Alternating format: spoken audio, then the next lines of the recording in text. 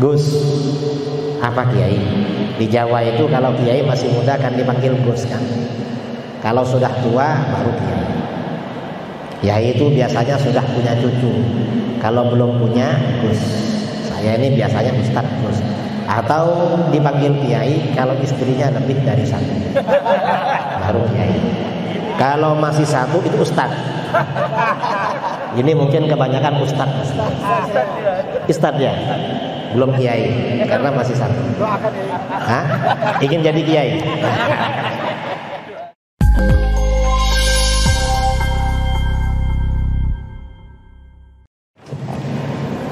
Assalamualaikum warahmatullahi wabarakatuh. Bismillahirrahmanirrahim. Alhamdulillahirabbil alamin. Wassalatu wassalamu ala asyrofil anbiya'i wal mursalin sayyidina Muhammadin wa ala alihi wa sahbihi ajma'in. Para imam besar, imam agak besar, ini yang gemuk-gemuk, yang besar-besar ini.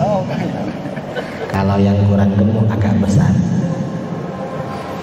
Para imam sekota Pekanbaru yang saya muliakan dan saya hormati. Pada siang ini kita programnya adalah daurah pemantapan akidah Ahlus Sunnah wal Jamaah menggunakan buku Akidah Ahlus Sunnah wal Jamaah penjelasan sifat 50 atau sifat 20. Ini sama dengan buku sifat 20. Ada buku sifat 20 tapi isinya 50. Ada buku sifat 50 tapi sebenarnya sama dengan yang 20, hanya judul aja. Jadi nanti ini buku sifat 20 ini bisa dibaca sendiri atau mungkin juga isinya bisa dijadikan materi bahan kajian di masjid-masjid saudara mengisi atau menjadi imam di situ. Nah, yang ingin saya sampaikan tentang buku ini, mengapa saya menulis buku Akidah Ahlus Sunnah wal Jamaah penjelasan sifat 50. Kira-kira sejak sekitar tahun 2005. Sekarang berapa tahun? Sekarang 2022.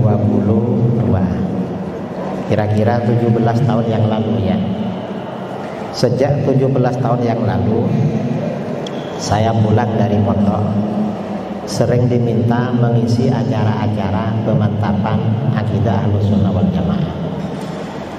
Dan banyak pertanyaan permintaan orang-orang agar saya menjelaskan sifat wajib 20. Sampai selama bertahun-tahun saya masih mengumpulkan bahan untuk menulis buku tentang sifat 20. Sampai saya keliling-keliling mulai dari Aceh sampai ke Papua menjelaskan sifat wajib 20. Bahkan juga keliling-keliling di Malaysia. Akhirnya apa? Saya menulis Akidah Ahlus Sunnah wal Jamaah penjelasan sifat 50. Dan ini penjelasan sifat 50 itu artinya apa? 20 sifat wajib bagi Allah, 20 sifat mustahil, 1 sifat jaiz. 41. 4 sifat wajib bagi para rasul, 4 sifat mustahil, 1 sifat jaiz.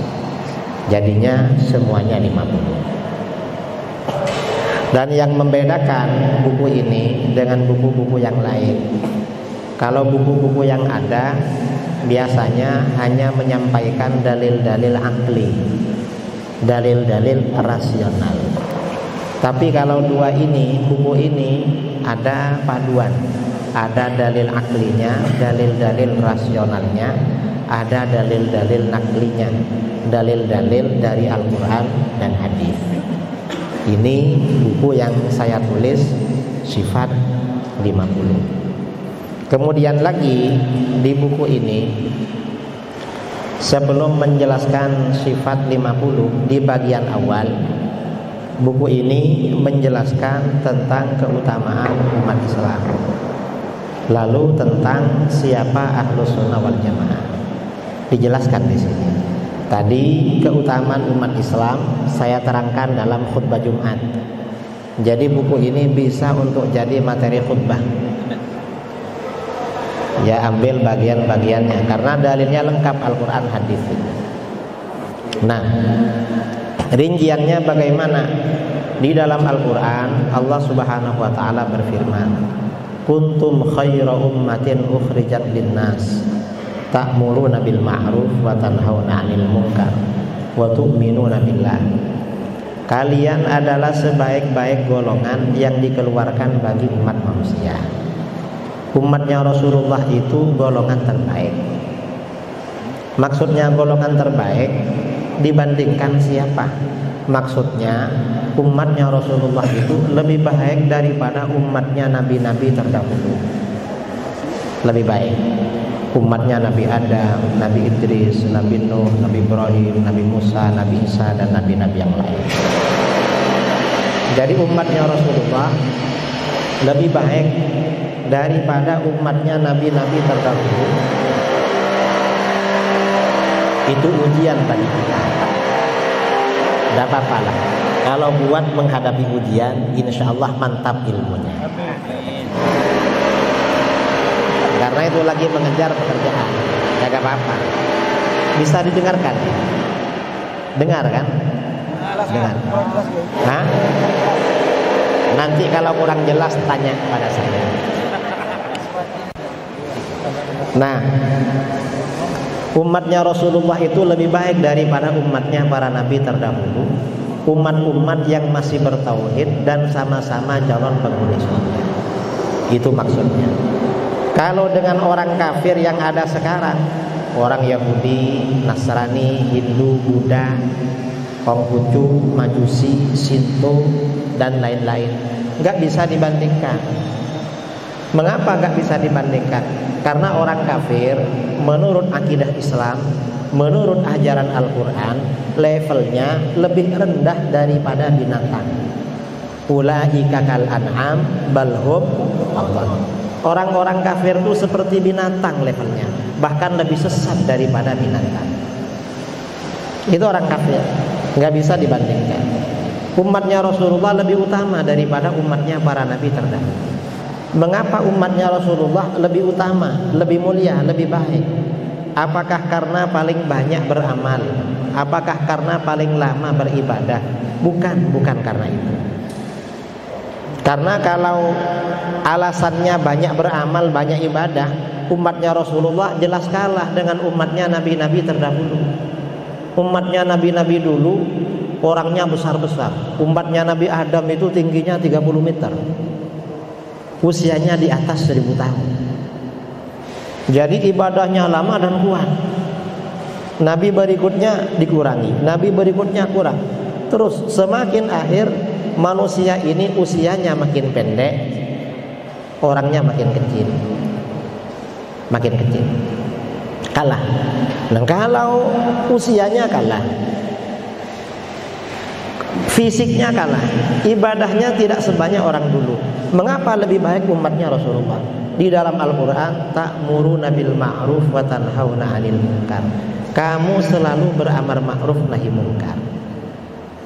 Karena umat Islam ini selalu amar ma'ruf nahi munkar, maka bagaimana? Ini karakter amar ma'ruf nahi munkar ini memang karakternya umat Islam. Dimanapun umat Islam itu berada, pasti ada yang ngajak bangun masjid, bangun musalla, bangun madrasah, bangun pesantren. Itu di mana-mana. Beda dengan umat-umat terdahulu. Kalau umat-umat dulu dicela oleh Al-Quran, kanu la yatanahawna 'an munkarin fa'alu. Mereka tidak saling mencegah dari kemungkaran yang mereka lakukan. Kalau umat Islam ini selalu amar ma'ruf nahi munkar. Kalau ada kemungkaran pasti protes bareng-bareng. Karena umat Islam ini selalu amar ma'ruf nahi mungkar. Umat Islam ini menjadi umat yang istimewa. Apa istimewanya? Mayoritas umat Islam oleh Allah dijaga selalu istiqomah mengikuti Ahlus Sunnah wal Jamaah. Mayoritas umat Islam tidak akan terjerumus menjadi pengikut aliran sesat. Karenanya di dalam hadis sabda Rasulullah SAW, Innallaha la yajma'u ummati ala dhalalah. Sesungguhnya Allah tidak akan menghimpun umatku di atas kesesatan. Umat Islam ini kalau bersepakat berijma, ijma'nya pasti benar. Karenanya gak boleh melanggar ijma'. Itu kalau berijma' bersepakat. Kalau umat Islam gak sepakat, terjadi perbedaan pendapat, maka apa yang menjadi standar kebenaran? Fa idza ra'aitum ikhtilafan fa'alaikum bis-sawadil aqwam. Apabila kalian melihat terjadinya perbedaan pendapat, perselisihan pendapat, maka ikuti golongan mayoritas. Nah, mayoritas ini menjadi standar kebenaran, saudara. Mengapa menjadi standar kebenaran? Umat Islam itu umat terbaik. Mereka punya karakter amar ma'ruf nahi mungkar. Mayoritas umat Islam ini tentunya banyak ulamanya, selalu amar ma'ruf nahi mungkar. Ajaran agamanya dijaga oleh Allah. Karenanya yang dinamakan Ahlus Sunnah itu ya golongan mayoritas ini. Kalau kelompok minoritas seperti Wahabi, Salafi, Syiah, HTI, bukan Ahlus Sunnah itu. Mengapa? Karena mereka minoritas. Ahlus Sunnah ini golongan mayoritas. Ini yang pertama. Yang kedua, karakter yang kedua umat Islam, wa tu'minuna billah. Kamu selalu beriman kepada Allah. Ini ada garansi dari Allah kalau umat Islam ini selalu beriman. Artinya apa? Mayoritas umat Islam ini tidak akan kafir, saudara, tidak akan syirik. Karenanya kalau ada kelompok mensyirikkan mayoritas umat Islam, maka dia yang sesat, aliran sesat namanya. Mengapa? Dia gak ngerti keistimewaan umat Islam. Umatnya Rasulullah ini umat terbaik. Sebagai umat terbaik, mereka mendapat anugerah dari Allah. Mayoritas umat Islam selalu senantiasa menjaga keimanannya, menjadi umat yang beriman. Silahkan ke depan biar tidak sendiri. Karena kata imam, kalau sendirian di belakang maka minoritas, dan harus menarik jamaah dari depan ke belakang. Nanti ditemani setan. Nah, kalau gabung-gabung begini tidak ditemani setan. Nah, sabda Rasulullah SAW, Inni lastu akhsha alaikum an tusyriku ba'di. Aku tidak khawatir kalian akan syirik sepeninggalku. Rasulullah gak khawatir umatnya akan terjerumus dalam kesyirikan. Enggak. Artinya apa? Karena umat Islam ini istimewa, selalu menjaga keimanannya. Walakinni akhsha alaikum dunya. Tapi aku khawatir pada kalian urusan dunia. Yang dikhawatirkan oleh Rasulullah itu urusan dunia. Antana fasuhila. Kalian berlomba-lomba soal dunia. Karena berlomba-lomba soal dunia, fatak tatibu, kalian saling bunuh-membunuh. Fatahliku, lalu kalian binasa, kama halaka man kana qablakum, seperti umat-umat sebelum kalian binasa. Artinya apa? Bahwa mayoritas umat Islam ini tidak akan terjerumus dalam kesyirikan. Ada garansinya dari Al-Quran, ada informasinya dari baginda Rasulullah SAW. Karenanya kelompok-kelompok yang mensyirikkan mayoritas umat Islam, mengkafirkan mayoritas umat Islam, itu namanya Wahabi, bukan Ahlus Sunnah wal Jamaah. Itu gak ngerti keutamaan umat Islam. Rasulullah itu nabi terbaik, makhluk terbaik. Karena beliau ini makhluk terbaik, apapun yang berkaitan dengan beliau oleh Allah selalu diberikan yang terbaik. Umatnya umat terbaik, kitab sucinya kitab terbaik, syariatnya syariat terbaik, bangsa yang melahirkan beliau bangsa terbaik, keluarganya keluarga terbaik, sahabatnya sahabat terbaik. Kita ini umat terbaik, saudara, walaupun mungkin agak nakal-nakal. Tapi kan rombongannya golongan terbaik. Walaupun kita ini amal kita gak cukup ada di depan, paling enggak kita berharap syafaat saudara-saudara kita yang soleh-soleh. Doa mereka kita diampuni oleh Allah. Karena kita ini masuk rombongan umat terbaik. Nah, ini keutamaan umat Islam di bagian awal buku ini. Nah, kemudian di situ juga diterangkan siapa Ahlus Sunnah wal Jamaah. Ahlus Sunnah wal Jamaah itu ketika umat Islam berpecah belah, dalam satu versi Rasulullah SAW menjelaskan, fa'alaikum bisawadil aqwam, ikuti golongan mayoritas. Berarti Ahlus Sunnah itu harus mayoritas. Kalau bukan mayoritas, bukan Ahlus Sunnah wal Jamaah. Mengapa bukan? Karena sunnah ini identik dengan jamaah. Ahlus Sunnah wal Jamaah. Jamaah itu artinya kekuatan kelompok besar.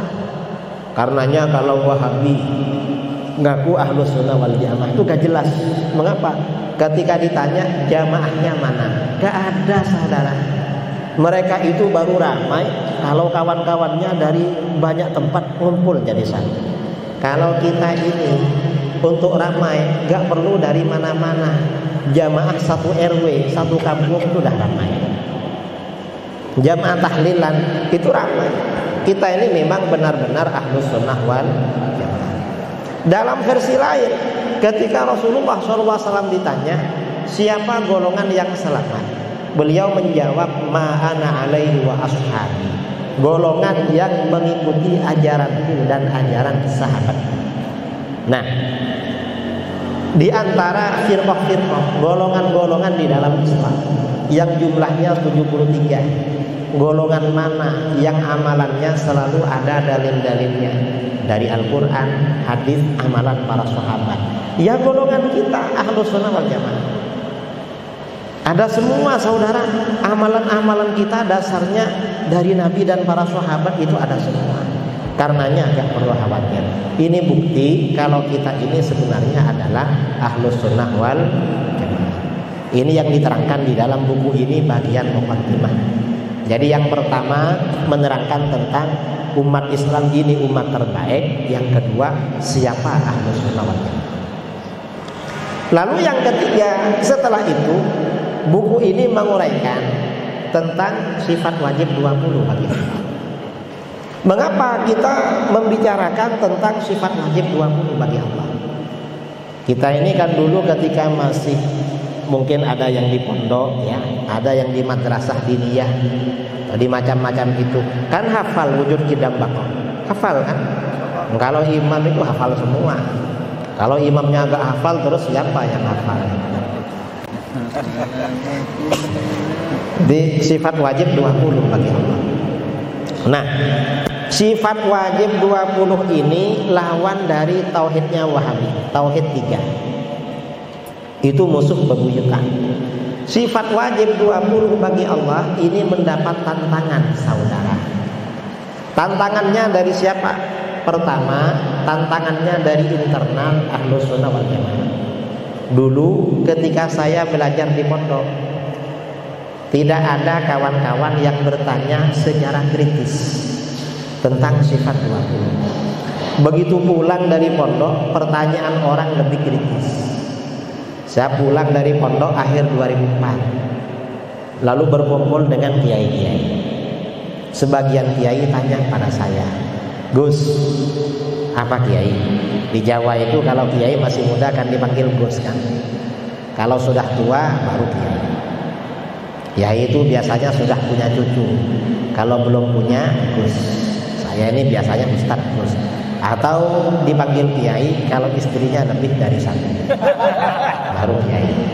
Kalau masih satu itu Ustadz. Ini mungkin kebanyakan Ustadz. Ustadz ya, belum kiai karena masih satu. Hah? Ingin jadi kiai?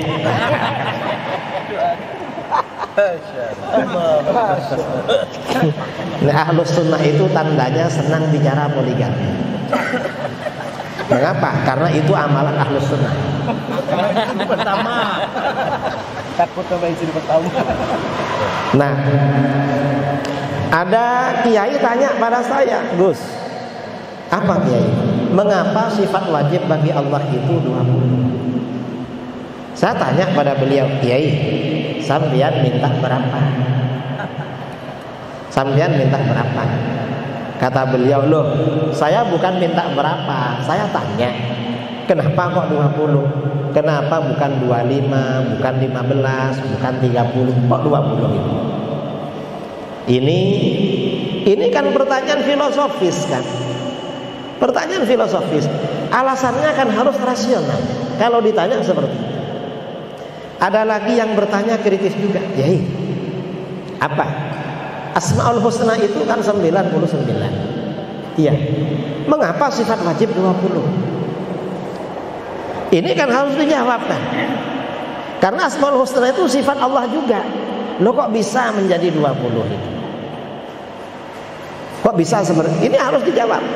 Ini yang bertanya sesama Ahlus Sunnah. Kalau orang Wahabi beda lagi pertanyaannya. Saya ngisi acara di Malaysia, kuliah umum di University Teknologi Malaysia di Johor. Ada orang tanya, Kiai, katanya kata orang Wahabi sifat 20 itu bukan dari Islam. Dari mana? Katanya dari orang-orang ahli filsafat Yunani. Saya bilang sama dia, kalau orang-orang ahli filsafat Yunani meyakini sifat 20, berarti mereka ahli tauhid. Kalau Wahabi ingkar sifat 20, berarti Wahabi itu orang ateis dan komunis.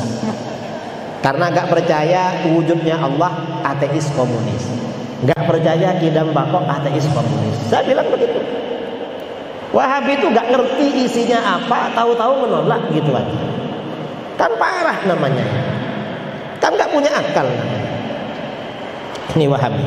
Nah, ini dalam buku ini kita jelaskan apa penjelasannya sifat wajib 20. Yang pertama, sifat wajib 20, mengapa para ulama membangun konsep sifat wajib 20 bagi Allah?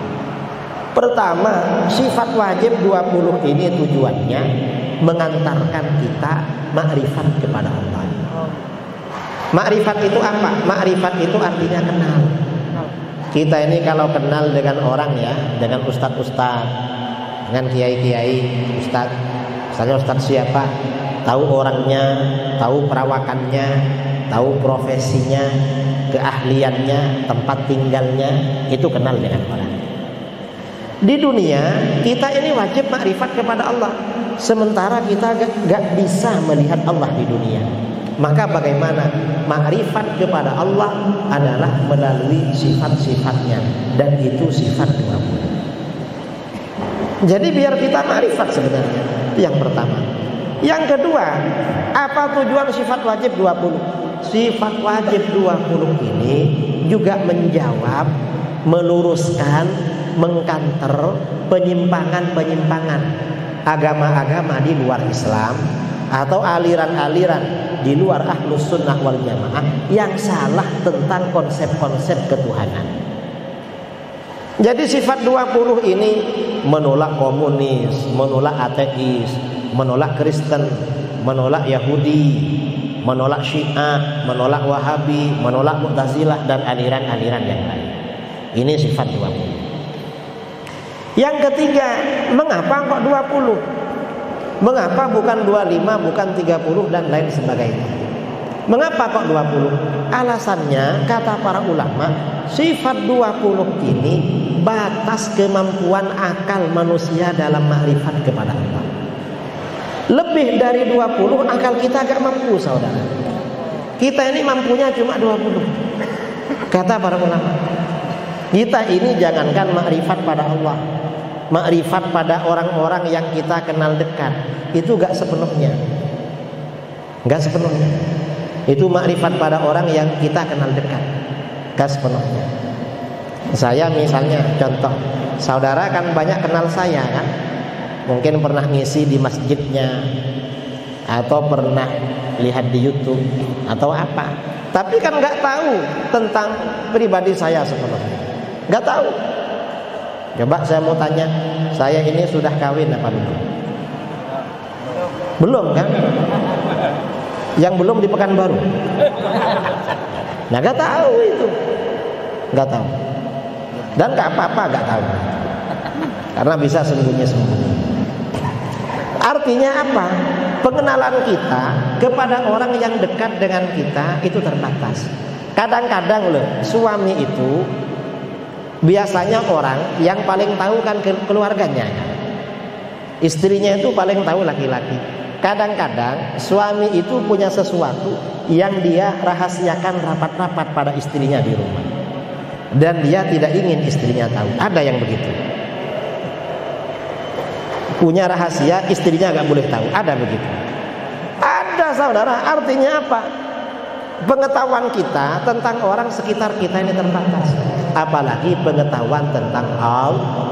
Kemampuan kita makrifat kepada Allah hanya 20. Lebih dari 20 kita gak mampu. Ini yang ketiga. Yang keempat, sifat 20 apa tujuannya?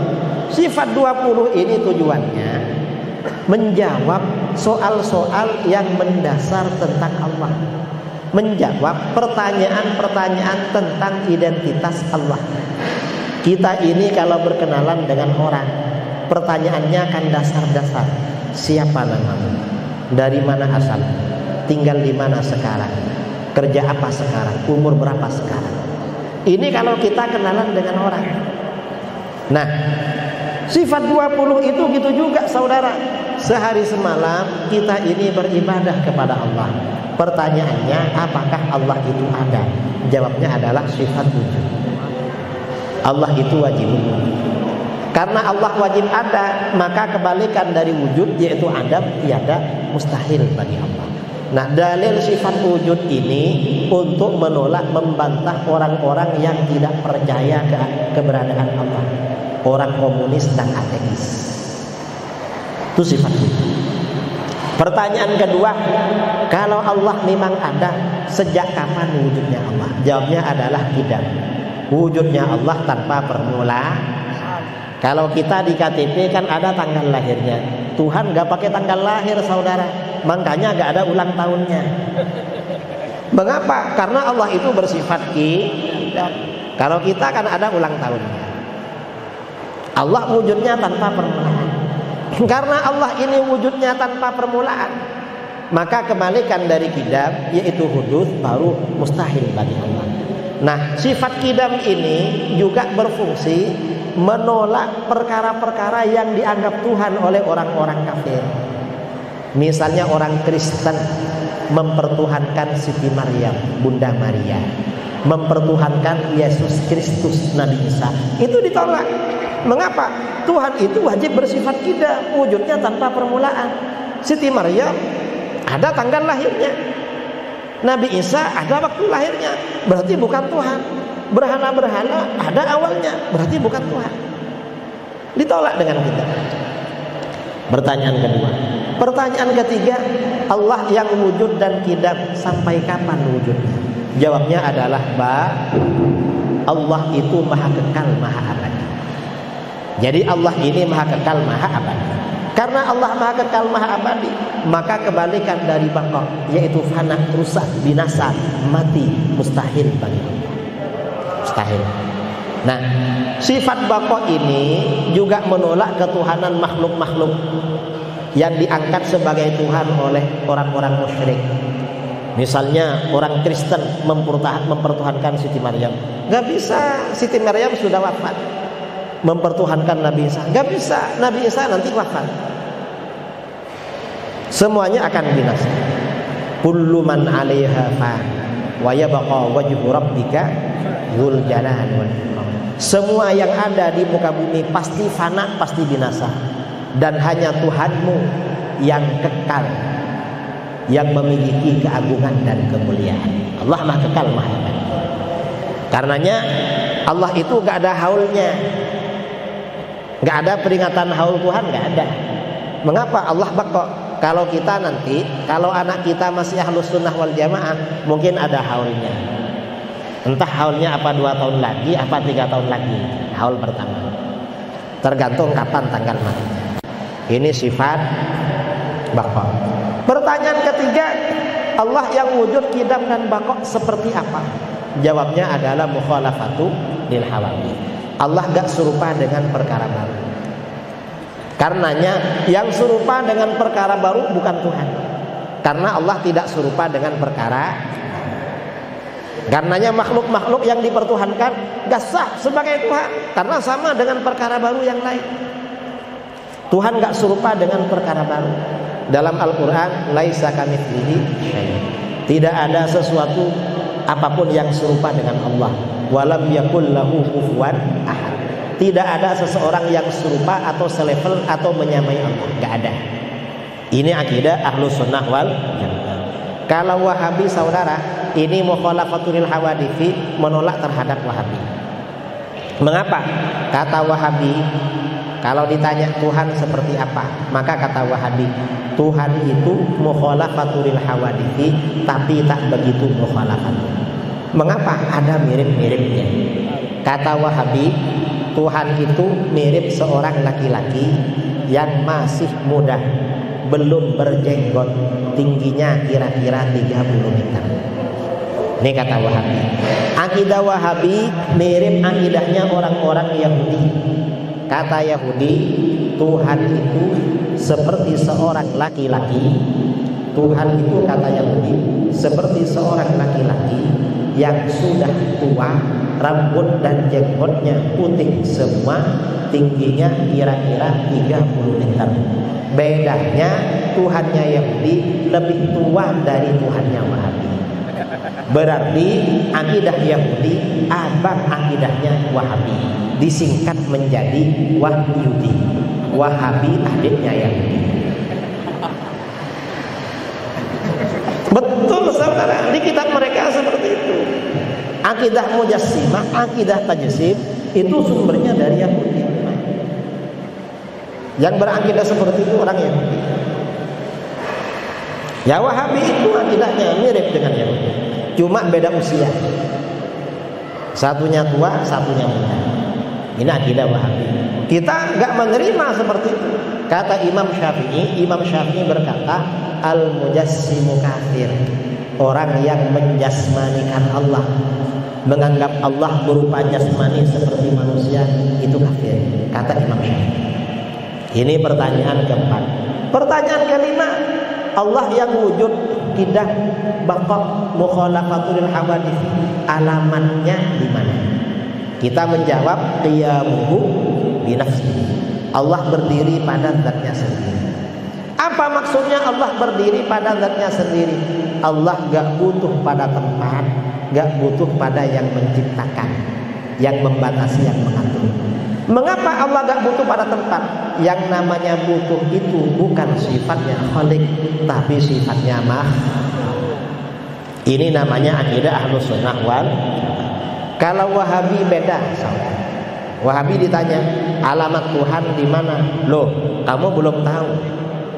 Kamu tahu? Tahu. Di mana? Di Arasy. Loh, jauh banget ya. Kenapa? Kalau kita perlu sama Tuhan, gimana caranya pergi ke Arasy?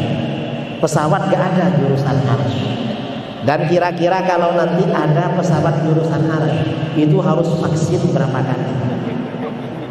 Karena dari Surabaya ke Pekanbaru minimal vaksinnya 1 kali, kalau perlu 2 kali. Tuh mau ke Pekanbaru harus vaksin, saudara. Nah ini kira-kira kalau ke Arasy vaksinnya berapa kali? Apa kata Wahabi? Jangan khawatir. Walaupun Tuhan tinggalnya di Arasy, setiap pukul 3 pagi turun ke langit pertama di dunia. Mengapa turun ke langit pertama di dunia? Kata Wahabi, untuk mendengar doa kamu. Makanya pukul 3 pagi bangun, lakukan sholat tahajud. Tuhan lagi ada di langit. Wahabi ditanya, Wahabi, memangnya kalau Tuhan gak turun, Tuhan gak dengar? Wahabi bingung mau jawab. Kalau jawab Tuhan gak dengar, kafir. Karena berarti Allah tidak sami, maha mendengar. Kalau jawab sebenarnya walaupun gak turun, Tuhan dengar. Takut ditanya lagi, kalau Tuhan dengar ngapain turun? Bingung mereka. Wahabi ditanya lagi, itu turun pukul 3 ikut waktu daerah mana? Karena pukul 3 di Indonesia waktunya beda-beda. apalagi waktu istiwa jalan terus. Apa kata Wahabi? Ya, Tuhan itu turun pukul 3 sesuai dengan waktu daerah masing-masing. Jadi turun terus, iya. Kalau turun terus, lalu naiknya kapan? Nah, artinya apa? Akidah Wahabi itu gak rasional, tidak masuk ajaran itu kalau gak benar, ketika dihadapkan dengan gugatan-gugatan rasional akan menghadapi jalan. Ya, ajaran Wahabi dan seterusnya. Ini sifat Wahabi. Artinya apa? Akidah Ahlus Sunnah wal Jamaah dengan akidah Wahabi itu beda. Dan ini menjelaskan konsep-konsep akidah Ahlus Sunnah wal Jamaah dan seterusnya. Barangkali ini pengantar diskusi dari saya tentang bedah buku ini. Kita insya Allah sampai setengah jam lagi, sampai jam 3.40. Karena jam 3.40 harus selesai. Mengapa harus selesai? Panitia tidak menyiapkan makan. Soalnya kalau sampai 2 jam nanti saudara tanya, mana makannya? Takut tanya begitu.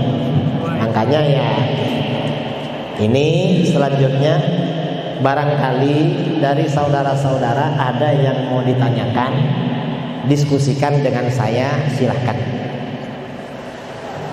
Fadhal. Mungkin mic-nya agak jauh, agak jauh ya. Gini, soalnya kalau dekat takut gak sampai. Ya dah. Sebenarnya gak pakai mic cukup.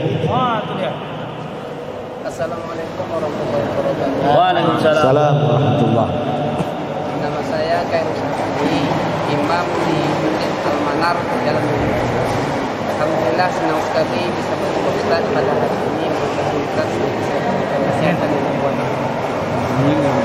Pertanyaan saya Ustaz, tadi kan disinggung bahwasanya sifat 20 itu untuk menolak sifat Wahabi yang akidah 3 trikauhid itu. Nah, pertanyaan saya Ustaz, minta pencerahannya, penjelasannya, di mana letak kesalahan sifat trikauhid yang akidah trikauhid yang dianut Wahabi. Terima kasih. Assalamualaikum warahmatullahi wabarakatuh. Kalau tidak pakai mic mungkin agak jelas bisa ditangkap. Terima kasih ya.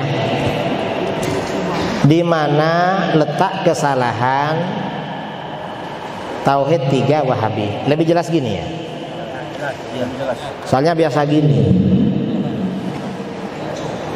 Ini mic-nya bagus ya. Makanya gak perlu terlalu dekat. Tauhid 3 Wahabi. Tauhid rububiyah itu menurut Wahabi artinya pengakuan atau keyakinan bahwa yang menciptakan, yang mengatur dan memiliki alam jagat raya adalah Allah. Alam jagat raya ini yang menciptakan, yang mengatur dan memiliki adalah Allah. Apakah salah keyakinan ini? Enggak salah. Alam jagat raya ini semuanya ciptaan Allah, diatur oleh Allah dan milik Allah. Salahnya di mana? Salahnya ketika Wahabi menganggap makna ini khusus maknanya rububiyah. Itu salah. Mengapa salah? Karena uluhiyah juga punya jangkauan makna yang sama. Uluhiyah juga punya makna seperti itu. Itu kesalahan pertama. Kesalahan kedua, kata orang Wahabi, semua manusia yang Muslim, yang Yahudi, yang Nasrani, yang musyrik, yang Hindu, yang Buddha, semuanya bertauhid dengan tauhid rububiyah. Ini kata Wahabi. Menurut kita gak benar. Orang musyrik gak bertauhid rububiyah. Mengapa gak bertauhid rububiyah? Orang musyrik itu ya, orang musyrik itu hanya beriman kepada sebagian rububiyah Allah. Sebagian yang lain orang musyrik gak beriman. Apa contohnya? Seperti kebangkitan dari alam kubur. Orang musyrik gak percaya. Makanya di dalam surat Yasin, orang musyrik bertanya, "May yuhyil 'idhama wa hiya ramim." Orang musyrik mengambil tulang-tulang orang mati yang sudah lama, lalu di depan Rasulullah tulang-tulang itu diremukkan dengan tangannya. Muhammad, apa Tuhan bisa menghidupkan tulang-tulang ini? Sudah hancur gini. Artinya apa? Kata orang musyrik, Tuhan gak mampu menghidupkan lagi karena sudah hancur. Akhirnya apa? Dijawab oleh Al-Quran, "Qul yuhyihal-ladzi ansha'aha awwala marrah." Katakan Muhammad, tulang-tulang itu akan dihidupkan oleh Allah yang menciptakan pertama kali. Artinya apa? Orang musyrik itu tidak bertauhid rububiyah, tapi oleh orang Wahabi dianggap bertauhid rububiyah. Ini Wahabi nggak bertauhid. Di kitab-kitab tafsir ada itu, saudara. Nah, parahnya lagi, Wahabi ini di kitab-kitab akidah mereka menulis bab tauhidu Abi Jahlin wa Abi Lahab. Bukti bahwa Abu Jahal dan Abu Lahab dan orang-orang musyrik yang seperti mereka adalah orang-orang yang bertauhid rububiyah. Parah Wahabi, dianggap bertauhid. Karenanya sumber ajaran tauhid rububiyah uluhiyah itu sumbernya dari Abu Jahal dan Abu Lahab. Karena Wahabi sangat mengagumi tauhidnya Abu Jahal dan Abu Lahab. Di kitab-kitab Ahlus Sunnah dari dulu gak ada keterangan kalau Abu Jahal dan Abu Lahab bertauhid, kecuali di kitab Wahabi. Di dunia Islam ini yang menganggap Abu Jahal dan Abu Lahab bertauhid itu cuma Wahabi, saudara. Mereka kagum dengan Abu Jahal, Abu Lahab. Itu tauhid rububiyah. Nah, dan ini kata Wahabi, Abu Jahal dan Abu Lahab tauhid rububiyahnya lebih mantap daripada umat Islam yang bertawassul. Lebih kuat, lebih mantap. Di dalam kitab-kitabnya Wahabiyah, dalam kitab Wahabi berjudul Kaifa Nafhamut Tauhid, karangan Ahmad Bashmil. Kata dia, ajibun wa gharib ayyakuna Abu Jahlin wa Abu Lahabin aktsara tauhidan lillah wa akhlasa imanan bihi minal mu'minin minal muslimin alladzina tawassaluna bil awliya was salihin. Sungguh aneh dan mengherankan, ternyata Abu Jahal dan Abu Lahab lebih mantap tauhidnya, lebih bersih imannya daripada kaum muslimin yang bertawassul dengan para wali dan orang-orang saleh. Artinya apa? Dalam keyakinan Wahabi, Abu Jahal dan Abu Lahab levelnya lebih tinggi daripada umatnya Rasulullah yang bertawassul. Dan yang bertawassul ini sejak masa sahabat, saudara. Berarti sahabat-sahabat yang bertawassul derajatnya di bawahnya Abu Jahal dan Abu Lahab itu. Ini Wahabi. Ini tauhid rububiyah, tauhid rububiyah. Lalu tauhid uluhiyah. Tauhid uluhiyah itu apa? Uluhiyah itu katanya, kata Wahabi, pengakuan bahwa ibadah itu hanya dilakukan kepada Allah. Gak boleh beribadah kepada selain Allah. Apakah salah ini? Gak salah. Beribadah itu memang hanya kepada Allah. Salahnya di mana? Wahabi mengkhususkan makna ini pada uluhiyah saja, itu salah. Mengapa? Karena rububiyah juga punya jangkauan makna yang sama. Dua makna ini sama-sama miliknya rububiyah uluhiyah, bukan milik salah satunya. Ini salahnya. Yang kedua, masalah uluhiyah. Wahabi ini mengartikan ibadah lebih luas daripada yang semestinya. Kalau para ulama dulu, ibadah itu artinya ghayatul khudu' wat tadallul, puncak dari ketundukan dan kerendahan diri. Karena ibadah itu artinya puncak dari ketundukan dan kerendahan diri, maka ibadah hanya bisa dilakukan kepada Allah. Sedangkan tawassul, istighatsah, tabarruk dengan nabi dan wali itu tidak termasuk ibadah. Mengapa? Karena itu bukan puncak ketundukan dan kerendahan diri, tapi itu masuk bagian dari wasilah. Diperintahkan di dalam Al-Quran, ya ayyuhalladzina amanu taqullaha wabtaghu ilaihil wasilah. Nah, ini tujuannya. Mengapa Wahabi mengartikan ibadah lebih luas daripada pengertian dari ulama-ulama dulu? Tujuannya apa? Dengan tauhid rububiyah uluhiyah ini, Wahabi punya kepentingan mengkafirkan, mensyirikkan mayoritas umat Islam yang bertawassul, beristighatsah, bertabarruk dengan nabi dan wali. Alasannya apa? Melanggar tauhid uluhiyah. Tauhidnya hanya sebatas rububiyah saja, dan itu pun tauhid rububiyahnya levelnya di bawah Abu Jahal dan Abu Lahab. Itu ajaran Wahabi. Dan Wahabi ini mensyirikkan orang yang bertawassul. Itu caranya dengan mengambil ayat-ayat yang turun mengenai orang-orang musyrik, lalu diterapkan kepada orang-orang beriman. Kata sahabat Abdullah bin Umar dalam riwayat Bukhari radhiyallahu anhuma, Abdullah bin Umar berkata tentang ciri-ciri orang Khawarij. Ciri-ciri orang-orang Khawarij, intalaqu ila ayatin nazalat fil mu'minin nazalat fil musyrikin fahamaluha 'alal mu'minin. Orang-orang Khawarij ini mencomot ayat-ayat yang turun mengenai orang-orang musyrik, lalu diterapkan untuk orang-orang yang beriman. Contohnya apa? Wahabi ini mengkafirkan orang yang bertawassul, bertabarruk, beristighatsah pakai ayat Al-Quran. Ayat yang dipakai mana? Misalnya ayat wa qalu ma na'buduhum illa liyuqarribuna ilallahi zulfa. Orang-orang musyrik ketika ditanya, hai orang musyrik, kenapa kamu menyembah batu-batu, menyembah berhala-berhala?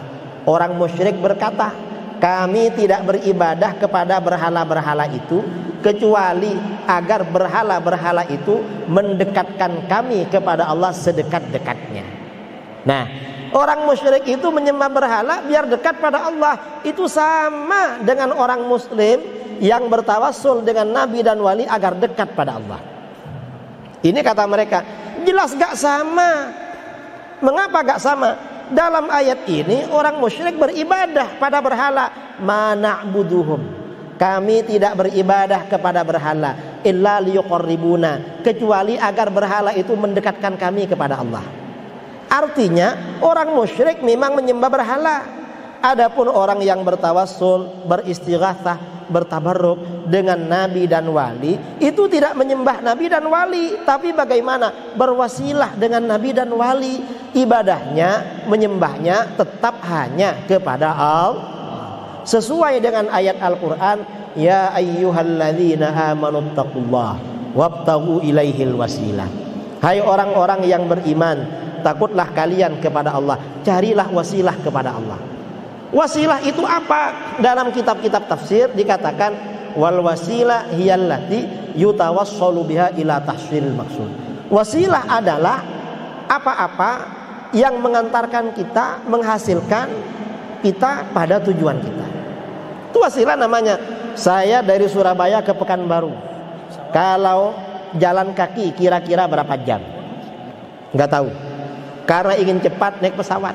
Pesawat kalau langsung Surabaya Pekanbaru 2 jam. Kalau transit di Jakarta ke Jakarta 1 jam 15. Dari Jakarta ke sini 1 jam 30 menit. Nah, pesawat ini namanya wasilah. Pelantara. Kita ini berdoa kepada Allah, doa kita dikabulkan. Cuma nyampenya pada kita lambat. Mengapa? Banyak dosanya. Ada orang minta mobil Alphard pada Allah, diterima. Cuma diterima setelah dia hampir mati, anaknya mampu beli Alphard. Dia naik mobil sudah tidak kuat. Wah, ini doa yang dulu masih muda jadi imam. Minta apa saja dikabulkan oleh Allah. Ya macam-macam. Kalau ingin cepat pakai wasilah. Wasilah itu apa saja? Asmaul husna wasilah. Di dalam Al-Quran, walillahil asmaul husna fada'uhu biha. Amal soleh wasilah. Wal amalus salihu yarfa'u. Kemudian bertawassul dengan nabi dan orang soleh wasilah. Dalam Al-Quran, wa kanu min qablu yastaftihuna 'alal ladzina kafaru falamma ja'ahum ma 'arafu kafaru bih. Al-Qur'an beristighatsah, bertabarruk, bertawassul dengan nabi orang soleh wasilah. Dasarnya mana? Dalam kitab-kitab hadis. Hadis-hadisnya sahih. Dan itu banyak, itu wasilah. Wasilah seperti ini oleh Wahabi disyirikkan, dikafirkan dengan alasan melanggar tauhid uluhiyah, dan tauhidnya sebatas rububiyah, itu pun rububiyahnya di bawah levelnya Abu Jahal dan Abu Lahab. Ini Wahabi saudara. Ini akidah Wahabi. Kemudian tauhid asma was sifat. Tauhid asma was sifat ini kontra sifat 20. Kontranya di mana? Kalau ditanya alamat Tuhan di mana? Di Arasy. Dalilnya Ar-Rahmanu 'alal arsy istawa. Ini namanya tauhid asma was sifat. Kalau sifat 20, alamat Tuhan di mana? Qiyamuhu bi nafsihi. Gimana dengan Ar-Rahmanu 'alal arsy istawa? Istawa ulama salaf mengartikan secara tafwid. Tafwid itu artinya apa? Hanya Allah yang tahu maknanya istawa. Imam Ahmad bin Hanbal ketika ditanya istawa, beliau menjawab istawa kama akhbar, la kama yakhthuru fi qalbil bashar. Allah beristiwa seperti yang dikabarkan, tidak seperti yang terlintas dalam pikiran manusia. Kalau ulama khalaf kebanyakan melakukan takwil, wastiwa'uhu istila'uhu wa qahruhu. Istiwanya Allah itu adalah Allah menguasai dan mengendalikan arasy. Ini bedanya sifat 20 dengan tauhid asma wa sifat. Tauhid asma wa sifat ini saudara, kalau diterangkan perlu waktu 2 jam. Kita yang menerangkan poin-poinnya aja. Kalau ingin lebih jelas kesalahan tauhid asma wa sifat, cari di video-video saya. Ada sama bukti-buktinya dari Al-Quran, hadis, perkataan ulama salaf itu. Lengkap dengan kitab-kitabnya, bisa dicari di situ. Kalau nggak tahu caranya cari, nanti saya kasih linknya. Saya cari linknya, saya kasihkan. Tengok di situ. Bahaya tauhid rububiyah uluhiyah itu. Pertanyaan kedua. Pertanyaannya yang ringan-ringan ya, jangan yang berat-berat, biar jawabannya nggak lama. Yaitu dulu.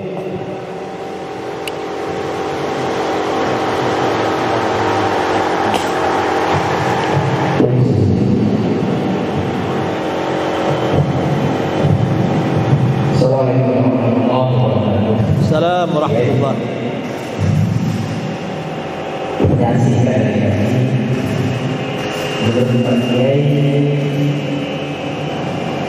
Siapa golongan yang mempunyai wahyu, golongan mana Yang mendanai. Yang mendanai. Apakah akidah yang melakukan sunnah atau yang melakukan itu?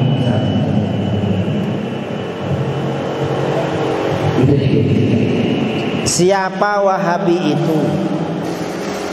Wahabi itu adalah golongan yang konsep tauhidnya adalah tauhid dibagi 3. Tauhid rububiyah, tauhid uluhiyah, tauhid asma wa sifat. Karena itu ajaran pokok Wahabi.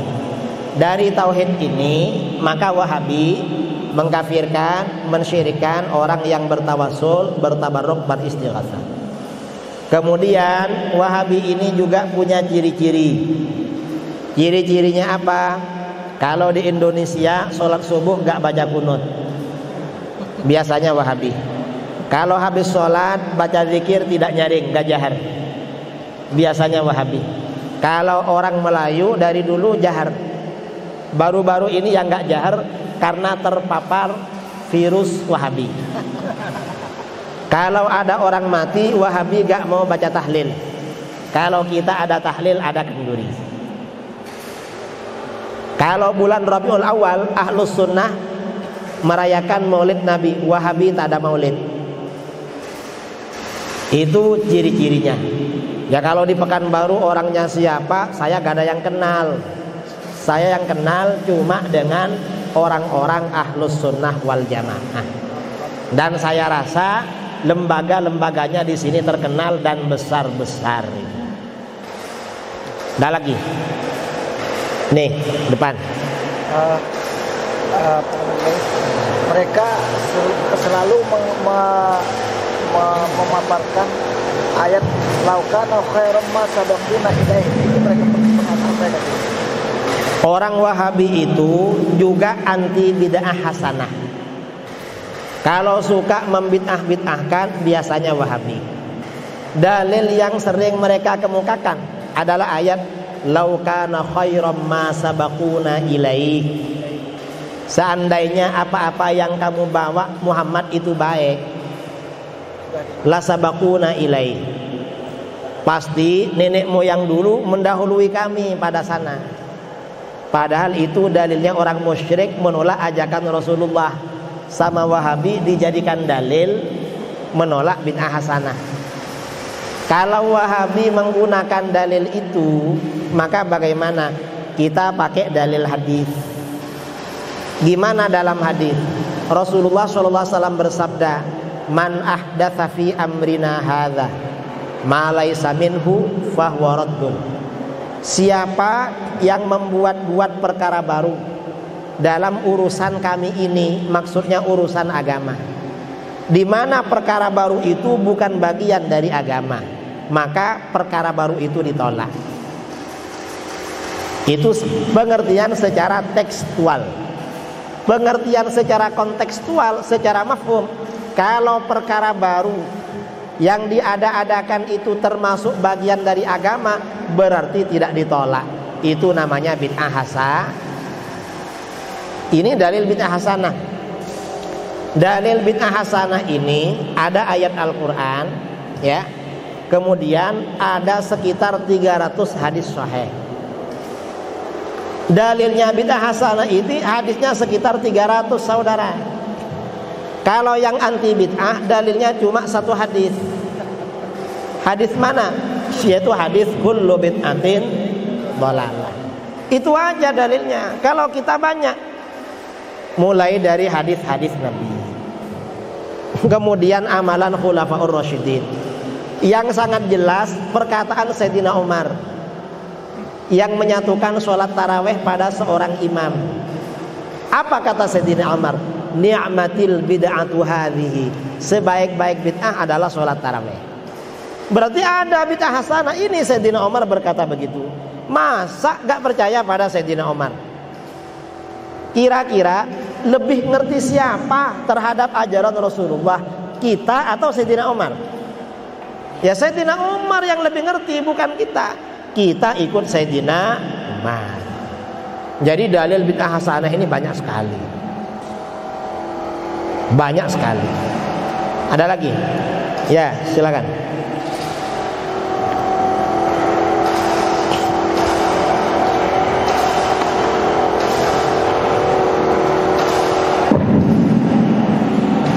Assalamualaikum warahmatullahi wabarakatuh.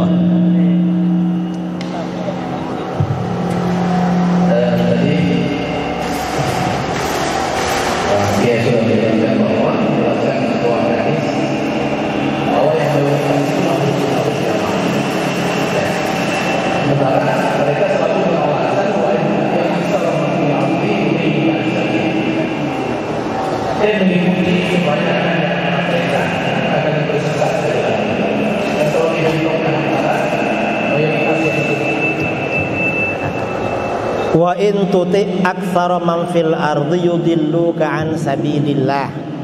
Kalau kamu tunduk pada kebanyakan penduduk bumi, mereka akan menyesatkan kamu dari jalan Allah. Ya memang kebanyakan penduduk dunia orang kafir memang. Betul itu. Jadi kalau perbandingannya antara muslim dengan kafir, kafir ini mayoritas. Mengapa? Umat Islam ini cuma 20%, saudara. Yang 80% memang orang kafir. Ini kalau perbandingan Islam dan kafir. Tapi kalau ahlus sunnah dengan di luar ahlus sunnah, maka ahlus sunnah yang mayoritas.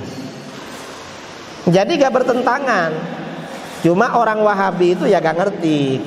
Aktsara man fil ardi itu di mana? Aktsara man fil ardi itu kebanyakan penduduk bumi, bukan bumi Pekanbaru.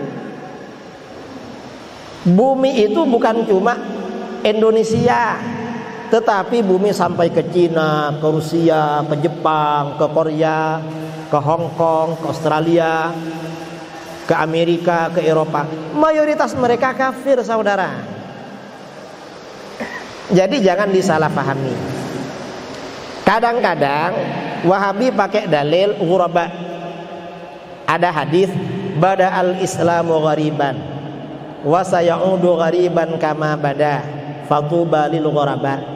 Islam itu muncul terasing karena sedikit, lalu kuat-kuat, lalu terasing lagi. Karenanya beruntung orang-orang yang terasing. Ini juga perbandingannya orang Islam dengan orang kafir. Karena yang dibicarakan Rasulullah, Islam munculnya asing. Karena di tengah mayoritas musyrik di kota Mekah, di akhir zaman terasing. Sekarang ini kita terasing. Mengapa terasing? Kita hidup di negeri Indonesia, mayoritas muslim, tapi yang mengendalikan sepertinya bukan orang muslim. Bukan orang muslim. Siapa? Ya mungkin orang kafir. Terasing kita. Dan ke depan semakin asing memang. Kalau bicara hadis ini, semakin asing. Pada waktu Islam itu kuat, ada khilafah. Ibu kota Islam sekarang ini ribut. Ibu kota pindah dari Jakarta, Kalimantan. Ibu kota Islam itu pindah berkali-kali. Asalnya di Madinah. Pada masa Sayyidina Ali, karena konflik perang saudara, Sayyidina Ali ingin menjauhkan konflik dari makam Rasulullah SAW. Ibu kota dipindah ke Kufah di Irak. Setelah Sayyidina Ali wafat, dilanjutkan oleh putranya Sayyidina Hasan. Lalu akan terjadi perang besar. Sayyidina Hasan menyerahkan kekuasaan karena mengalah kepada Muawiyah bin Abi Sufyan. Ibu kota pindah ke Damaskus di Syria, Syam. Lalu Bani Umayyah tumbang, diganti Bani Abbasiyah. Ibu kota pindah ke Baghdad, Irak. Lalu Baghdad tumbang, ditumbangkan oleh Tartar. Ibu kota pindah ke Kairo. Mana Kairo itu? Mesir. Bani Abbasiyah jilid 2. Lalu muncul Utsmaniyah. Utsmaniyah ini setelah memerangi Mesir pada abad ke-10 Hijriah, pada masa Sultan Salim Al-Utsmani, lalu khalifah menyerahkan diri. Kemudian athar-athar selimut dari Rasulullah SAW yang biasa dipakai khalifah diserahkan kepada Sultan Salim.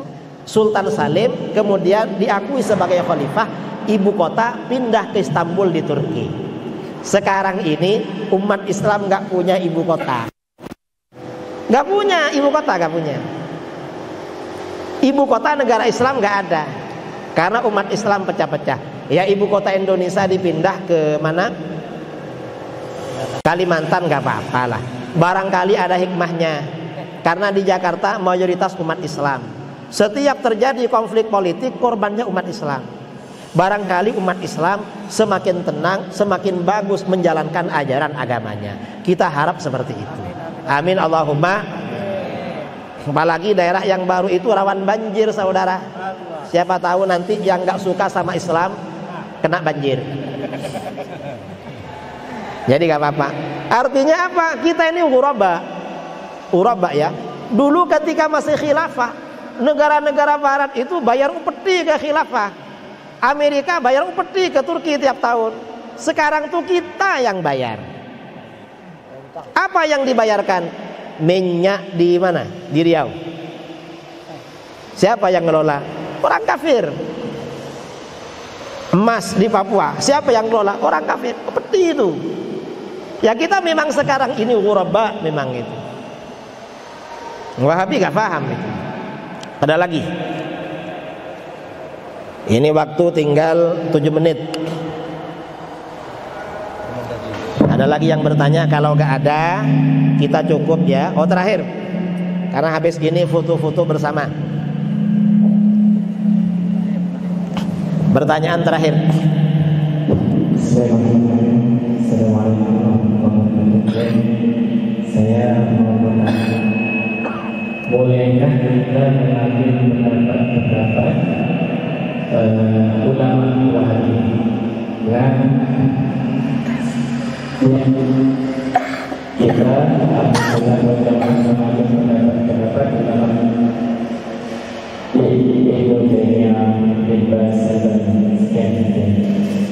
Kalau pendapat yang kita ambil itu masalah fikih dan itu masalah-masalah ijtihadiyah, mengambil pendapat Ibnu Taimiyah itu gak apa-apa. Yang gak boleh itu kalau yang diambil pendapat-pendapat Ibnu Taimiyah atau Wahabi yang keluar dari ijma' ulama. Kalau yang keluar dari ijma' ulama gak boleh. Karena Ibnu Taimiyah ini sebagai sumber inspirator ajaran Wahabi, Ibnu Taimiyah ini karangannya banyak, dan pendapat beliau yang melanggar ijma itu sekitar 60 masalah. Kalau selain itu masih dikutip oleh para ulama, masih diikuti. Nggak apa-apa kalau selain itu, kalau yang tidak melanggar ijma. Kalau yang melanggar ijma nggak boleh itu. Jadi dilihat. Jadi kita ini moderat lah. Selama gak melanggar ijma gak apa-apa diambil. Kalau melanggar gak boleh diambil. Karenanya ulama-ulama kita kadang mengutip dari Ibnu Taimiyah, kadang mengutip dari Ibnu Qayyimil Jauziyah untuk pendapat-pendapat yang tidak melanggar. Saya kira itu ya. Karena ini waktu sudah habis. Tadi panitia pesan pada saya. Oh, terakhir satu pertanyaan katanya. Begini, Jai. Kami kan rata-rata imam guys, dan jamaah kami ini, kami abdi termasuk di masjid saya, banyak dari jamaah kalangan. Gimana sikap kami terhadap mereka, karena mereka juga jamaah kami. Untuk para imam tetap menjadi imam yang baik. Kita menjadi imam yang ahlus sunnah wal jamaah. Lah untuk jamaah ini ya ajak mereka pelan-pelan ke dalam ajaran ahlus sunnah wal jamaah. Saya bulan Maret tahun kemarin diundang ke Jawa Tengah diskusi. Ada sekitar 50 ustadz, alumni Yaman, alumni Saudi. Rata-rata semuanya mantan Wahabi, mantan Salafi. Sekarang sudah bertaubat kembali kepada Ahlus Sunnah wal Jamaah. Saya di depan mereka membicarakan perbedaan sifat 20 dan tauhid 3. Mereka bisa menerima. Mereka sudah kunut, baca zikir jahar, dan pakaiannya sudah tidak cingkrang banget, sudah agak ke bawah dikit. Itu ustadz-ustadznya, insya Allah ya.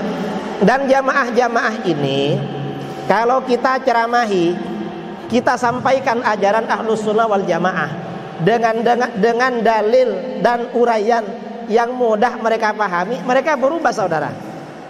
Berubah juga, jangan khawatir. Saya bulan 12 awal diajak kawan-kawan safari dakwah di Malang. Ternyata saya dikasih jadwal di Masjid Wahabi. Terakhir Masjid Wahabi, saya marah. Kok di Masjid Wahabi? Loh mereka mau kiai katanya. Kok mereka mau? Saya ini sumpek, ya apa ini Masjid Wahabi? Akhirnya apa? Saya ke sana. Namanya Wahabi. Wahabi itu kalau salaman, walaupun sama ustadz kan begini kan, nggak ada hormat. Saya itu sudah pakai jubah yang bagus saudara, masih gini salamannya. Ini kan jubah biasa-biasa, saya ada jubah yang bagus, dipakai mereka biasa. Habis itu saya menjadi imam sholat isya, jadi imam saya ceramah. Saya berceramah tentang keagungan Rasulullah SAW yang ada di Maulid, tapi saya gak bilang kalau itu Maulid. Saya bicara Al-Quran hadis, kewajiban mengagungkan Rasulullah. Ternyata apa saudara? Berpengaruh terhadap mereka. Selesai acara, mereka semuanya cium tangan pada saya. Habis itu mereka bilang, Pak Kiai, kapan ceramah sini lagi? Kurang katanya. Ini sepertinya ya didatangi lagi sudah bersih itu. Didatangi. Artinya gak apa-apa. Kalau ada orang Salafi Wahabi mau makmum sama kita bagus itu. Dan nanti bisa kita kondisikan gimana caranya mereka mendengarkan ceramah kita. Insya Allah kalau mereka mau mendengar, sedikit demi sedikit mereka terpengaruh kembali ke dalam ajaran Ahlus Sunnah wal Jamaah. Saya kira seperti itu. Karena ini waktu sudah habis, kita tadi jam 3.40, maka kita tutup ya. Mudah-mudahan bermanfaat. Mari kita tutup dengan doa bersama, baca sholawat badar. Salatullah salamullah ala ta'a rasulillah. Salatullah salamullah ala yasin habibillah. Tawassalna bismillah wa bil hadi rasulillah wa kulli mujahidin lillah bi alil bariyah Allah. Salatullah salamullah ala ta'a rasulillah. Salatullah salamullah ala yasin habibillah.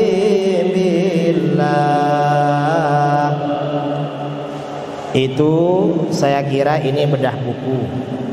Kalau ada yang iskal tentang isi buku saya atau ada masukan, kirim WA ke nomor saya.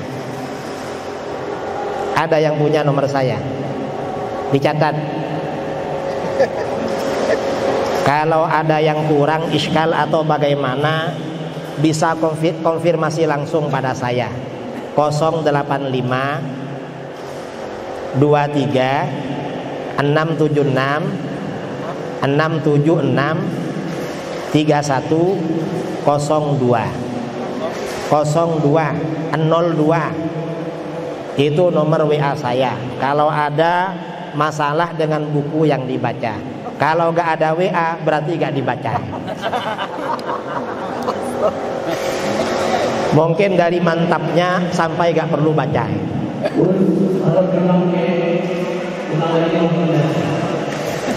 085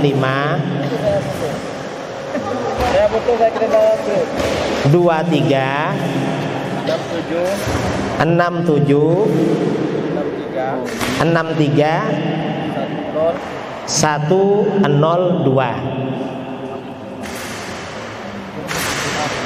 Itu nomor WA ya. Nomor WA.